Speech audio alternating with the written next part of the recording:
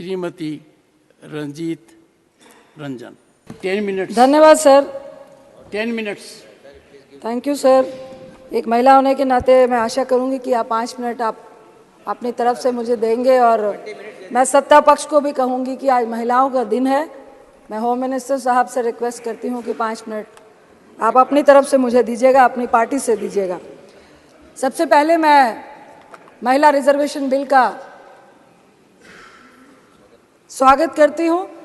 मैं भी महिला हूं और चाहते हैं हम लोग कि महिलाओं की जो भागीदारी है वो सदन में बढ़े, राजनीतिक परिवेश में बढ़े, लोगों के प्रतिनिधित्व करने में बढ़े। मैं एक आपत्ति दर्ज कराना चाहती हूं जिसका नाम आपने दिया है महिला आरक्षण का, नारी शक्ति विधेयक। ये नारी शक्ति विधेयक है, लेकिन अपने नाम दे दिया इसका नारी शक्ति वंदन विधेयक। मुझे लगता है ये एक संवैधानिक अधिकार है, ये कोई दैविक वरदान नहीं है, ये कोई प्रधानमंत्री साहब का या आपका दिया हुआ महिलाओं को दया का पात्र नहीं है। ये हमारा एक संवैधानिक अधिकार है। आपने इसका नाम दैविक और दया और पूजा से जोड़ के, मुझे लगता है जो आंदोलन का इतिहास था उसको भी खत्म करने की कोशिश की है। ये एक मैं महिला होने के नाते बोल रही हूँ। वंदना, आपके सरकार में महिलाओं की कितनी होती है यह हम सबको मालूम है।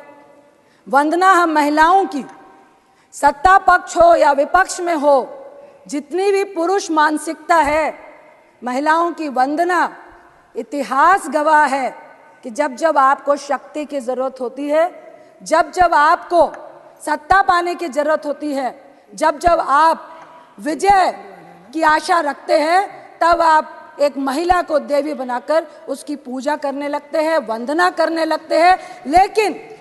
लेकिन अंदर में एक पुरुष की जीत और उसकी वंदना होती है। आपकी वंदना हमने जंतर मंतर में बैठी उन महिलाओं के रूप में देखी। आपकी वंदना, आपका महिलाओं का सम्मान, जब मणिपुर पे हमारी महिलाएं निवस्त्र हो रही थी, हमने तब देखी। आपकी वंदना और आपकी पूजा और सम्मान, जब एक रेपिस्ट को बचाने के लिए, जब आप सत्ता पक्ष वालों को यह मालूम चलता है कि वोट की राजनीति में जरूरत है, तो मैं रिक्वेस्ट करती हूँ, हमें अधिकार चाहिए। दया का पात्र ना महिला कभी थी ना होगी।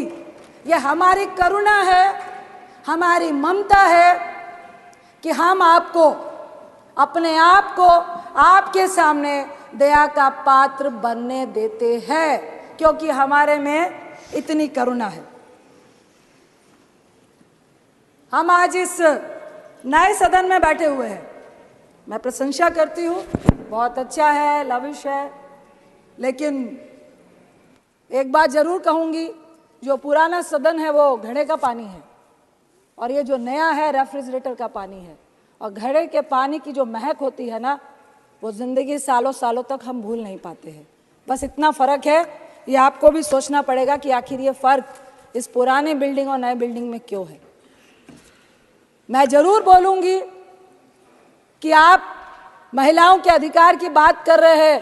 मेघवाल साहब को मैं लोकसभा में कल सुन रही थी टीवी में बैठकर, आप बड़ी बड़ी वंदना और नारी शक्ति की बात कर रहे थे, लेकिन आपकी नारी शक्ति के लिए इतनी बड़ी प्रेरणा है सभापति जी कि जब इस नई बिल्डिंग का उद्घाटन हुआ तो हमारी महिला राष्ट्रपति आदरणीय मुर्मू जी को उद्घाटन तक में नहीं बुलाया गया। यह है आपकी नारी वंदना। 13 साल से हमारा आरक्षण, हमारा अधिकार, हमारा सम्मान से हम वंचित हैं। लेकिन मुझे आपके इस बिल में षड्यंत्र नजर आता है। 13 साल से राज्यसभा में हम लोगों ने पारित किया था और आज आप इसको लेकर आए हैं, अरे प्लीज सुनिए ना,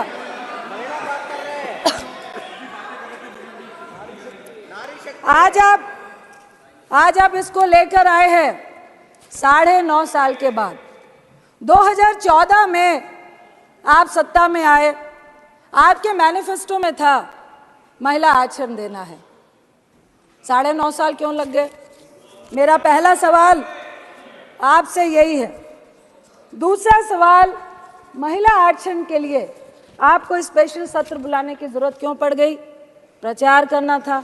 जो लाइमलाइट लेने की आदत आपको हमेशा से रही है, इसमें भी महिलाओं को भी आपने यूज किया है। तीसरा सवाल, आपने कहा जातीय जनगणना और परिसीमन का पेच जो आपने लगाया है, क्यों लगाया? मैं आपसे पूछती हूँ, आपने इसका जवाब दे रहे थे कल कि अगर हम ये नहीं कहते तो आप पीआई लेकर सुप्रीम कोर्ट जाते। अरे आप तो वो लोग हैं जिन्होंने नोटबंदी लगाने से पहले किसी से चर्चा भी नहीं की और 155 लोग लाइनों में मार दिए, तो अभी ऐसी कौन सी बाधा है? आप वो लोग हैं जो किसान का कानून लाने से पहले किसी से नहीं पूछा, 750 किसान शहीद हो गए, लेकिन वो आपकी बाधा नहीं बनी। 1 साल तक लगातार वो सड़कों में बैठे रहे। मैं आपसे सवाल करती हूं कि फिर महिलाओं के रिजर्वेशन के अधिकार में ये परिसीमन की, ये जनगणना की, सीट के रोटेशन की जो आपने बाधा लगाई है, क्या ये चुनावी एजेंडा है 2024 का, जिस पे आपको सिर्फ और सिर्फ झुंझुना दिखाना है? मैं आपसे आपकी नियत और अपने कांग्रेस की नियत के बारे में सफाई देना चाहती हूँ, उदाहरण देना चाहती हूँ। आप महिमा मंडल कर रहे हैं कि आप महिला रिजर्वेशन बिल लेकर आए, लेकिन मैं आपको उदाहरण देती हूँ कि 9 मार्च 2010 में जब यूपीए 2 राज्यसभा में जब ये बिल पारित हुआ था, यानी सत्ता में आने के 1 साल के बाद, यानी कि हमारी मंशा आने वाले लोकसभा में इसका प्रचार करना नहीं था। 10, 11, 12, 13, 14 में चुनाव था। हम सिर्फ और सिर्फ महिला को सशक्तिकरण करना चाहते थे। राजीव गांधी जी ने कहा था, मैं उनके एक इंटरव्यू के एक संक्षिप्त शब्दों को याद करना चाहती हूं कि महिलाओं के मामले में जो हिंदुस्तानी पुरुष है वो डबल स्टैंडर्ड का है। एक तरफ तो वो ऊंचे सिंहासन में महिला को बैठाता है, लेकिन दूसरी तरफ जब उसको सम्मान और समानता का अधिकार देने की बारी आती है, तब वो अपना पल्ला खींच लेता है, जैसा कि आपने हमारी राष्ट्रपति जी के साथ किया, वो भी ट्राइबल। मैं आपसे सिर्फ इतना कहना चाहती हूं कि देखिए, हम चाहते हैं कि जातीय जनगणना, परिसीमन, रोटेशन को दरकिनार करके आप महिला को आरक्षण क्यों नहीं देना चाहते हैं? इसका मतलब है आप पुरुष के हिस्से में से महिलाओं को हिस्सा नहीं देना चाहते हैं। आप परिसीमन करेंगे, सीटें बढ़ाएंगे, उसके बाद आप महिलाओं को एक अलग से हिस्सा देंगे। आखिर क्यों नहीं आज के हिस्से में आप महिलाओं को हिस्सा देना चाहते हैं? मैं आपसे इतना ही कहूंगी कि हमारा जो महिलाओं को मजबूत करने का जो महिला का बिल था, वो यूपीए 2 में जो राज्यसभा में पास हुआ, हम चाहते हैं कि ये जो आपने नारी शक्ति का वंदन विधेयक का नाम दिया है, इसको समानता का अधिकार दे, हमें वंदना और पूजा नहीं करें।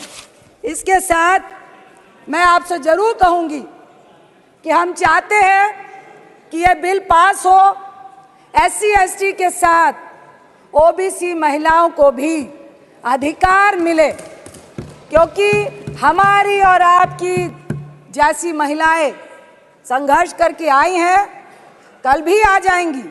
हमें भी संघर्ष करना पड़ता है, लेकिन इस राजनीति के फील्ड में, इस मैदान में एक अकेली महिला अगर वो समाज के लिए अच्छा भी करती है, लेकिन इस राजनीति के दलदल में उसका अकेले कूदना, संघर्ष करना आज भी बहुत जटिल है।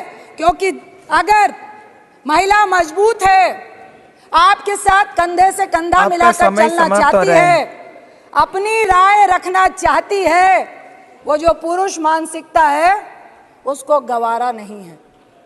हम चाहते हैं, मैं अपनी पक्ष की महिलाओं से भी कहूंगी कि जब मणिपुर की घटना घटी, जब किसी भी रेप की घटना घटती है, जब हमारी पहलवान बच्चियां बैठती है, आपका समय तो समाप्त हो रहा है। समानता का अधिकार दिया है आपने महिलाओं को, ऐसा अधिकार दिया है समानता का अपनी महिला मंत्रियों को कि उनको कह दिया जाता है कि एक शब्द भी महिला के शोषण के खिलाफ आपका निकलना नहीं चाहिए। ऐसी समानता और ऐसी दैवीय शक्ति हमें आपकी नहीं चाहिए, हमें अपना अधिकार चाहिए। इसके साथ ही मैं एक कविता का अंश पढ़ के अपनी बात को खत्म करना चाहूंगी। नारी के ऊपर एक कविता है, उतारो मुझे जिस क्षेत्र में सर्वश्रेष्ठ कर दिखाऊंगी, औरों से अलग दिखने में कुछ अलग करके ही जाऊंगी। चाह नहीं है एक अलग नाम की, इसी को महान बनाऊंगी। नारी हूं मैं इस युग की, नारी की अलग पहचान बनाऊंगी। जो सदियों से देखा तुमने लिपटी साड़ी में कोमल तन को, घर घर में रहती थी वो पर जान न सके थे उसके मन को। झुकी हुई सी नजरें थी, वाणी मध्यम मधुर सी थी, फिर भी तानों की आवाज प्रबल थी। हिम्मत ना थी उफ करने की, अब बदल गई है ये पहचान। अब बदल गई है ये पहचान, नारी की ना साड़ी परिभाषा, वाणी अभी भी मध्यम मधुर सी, पर कुछ कर गुजरने की है प्रबल सी आशा। चाहे जो भी मैं बन जाऊं, गर्व से नारी ही कहलाऊं। मुझे गर्व है कि आज सभापति की चेयर में हमारी ओलंपियन पीटी उषा जी बैठी हैं। मेरा बचपन का सपना था, जब मैं पूजा में जाती थी और गॉड से विश करती थी, मुझे राजनीतिक व्यक्ति नहीं बनना था कि मुझे पीटी उषा जी की तरह गोल्ड मेडल लेना है। एक ही बात कह के मैं अपनी बात को खत्म करूंगी कि महिलाओं के समानता के अधिकार के लिए, चाहे राज्यसभा हो चाहे लोकसभा हो, हम सब महिलाओं को एकजुट होकर अपने सम्मान और अधिकार के लिए एक होना पड़ेगा। यही कह के मैं, ऐतिहासिक दिन है महिलाओं के लिए, इसलिए मैं इस बिल का समर्थन करती हूं और चाहती हूं कि ये आपके झोले में पिटारे में चला नहीं जाए। और ये जो 2019 का आपने झुंझुना पकड़ाया है, अगर सही मायने में आप महिलाओं को हक देना चाहते हैं तो कुछ तोड़ निकालिए और ये परिसीमन और जनगणना से पहले महिलाओं का हक उनके सामने रखिए। आपका बहुत बहुत धन्यवाद।